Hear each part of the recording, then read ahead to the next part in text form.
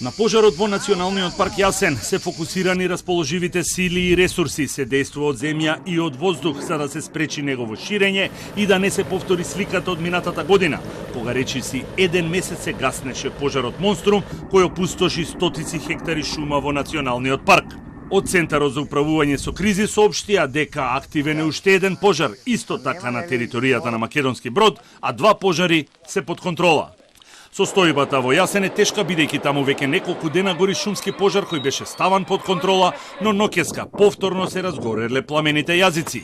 Хеликоптерите на армијата и на полицијата гасат од воздух, додека на земја се полициските и армиските специјални единици кои заедно со вработените во Националниот парк и пожарникарите се обидуваат да го стават под контрола.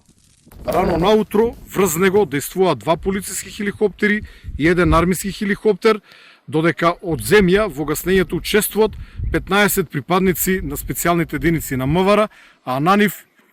нешто подоцна се приклучија и 26 припадници на специјалните единици на армијата. Покри специјалците, во гаснењето на овој пожар учествуваат и екипите на јавното предпријатие Јасен, како и неколку екипи на национални шуми, кои што се обидуваат од земја да воспостават контрола врз овој исклучително тежок за гаснење пожар. Од АМСМ соопштија дека поради пожарот целосно е затворен за сообраќај патот од селото Брезница преку Јасен до Македонски Брод.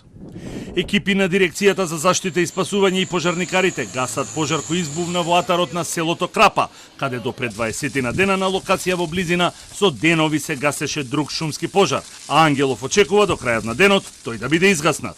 Се гаси и кај селото Свиларе, а под контрола се пожарите во близина на Кумановското диво населје и на територијата на општина Крива Паланка.